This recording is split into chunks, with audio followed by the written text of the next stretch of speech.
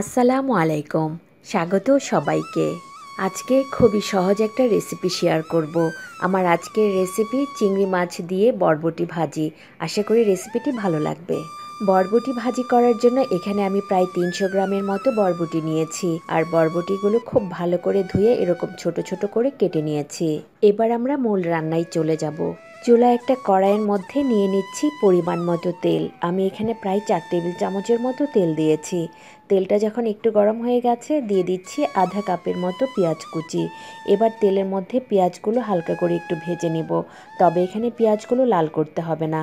পেঁয়াজগুলো যখন এরকম একটু নরম হয়ে আসবে দিয়ে দিব গুঁড়া মশলা। যেহেতু আমরা এখানে ভাজি করব তাই মশলার পরিমাণটা খুবই কম লাগবে। প্রথমেই দিয়ে দিচ্ছি 1 চা চামচ লাল মরিচ গুঁড়া, সাথে দিয়ে দিচ্ছি আধা চা চামচ হলুদের গুঁড়া, দিয়ে দিচ্ছি আধা চা চামচ ধনিয়া গুঁড়া, আর দিয়ে দিচ্ছি আধা চা চামচ রসুন বাটা।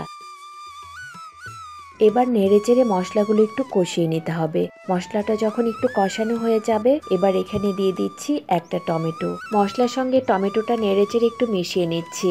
এবার এখানে দিয়ে দিচ্ছি সামান্য একটু লবণ। এবার এখানে দিয়ে দিব প্রায় 1 কাপের মতো চিংড়ি মাছ। চিংড়িগুলো দেওয়ার পর মশলার সঙ্গে নেড়েচেড়ে একটু কষিয়ে নিব। চিংড়ি মাছগুলো প্রায় 2-3 মিনিটের মতো কষিয়ে নেওয়ার পর এবার এখানে দিয়ে দিব একটা আলু। আলুটাকে আমি ছোট ছোট করে কেটে নিয়েছি। এবার এখানে দিয়ে দিচ্ছি সামান্য একটু পানি আলুটা সেদ্ধ করার জন্য। ভালো করে নেড়ে চেড়ে হাঁড়িটা ঢাকনা দিয়ে ঢেকে একটু সময় রান্না করে নিব যেন আলুটা একটু সেদ্ধ হয়ে আসে। প্রায় 5-6 মিনিটের মতো সব কিছু রান্না করে নিয়েছি। এবার এখানে দিয়ে দিতে হবে বরবটি। এবার সাথে দিয়ে দিব পরিমাণ মতো লবণ। সব কিছু খুব ভালো করে নেড়ে চেড়ে হাঁড়িটা ঢাকনা দিয়ে ঢেকে দিচ্ছি সেদ্ধ হওয়ার জন্য। প্রায় 7-8 মিনিটের মতো রান্না করে নিয়েছি। এবার আমি ঢাকনাটা সরিয়ে নিচ্ছি।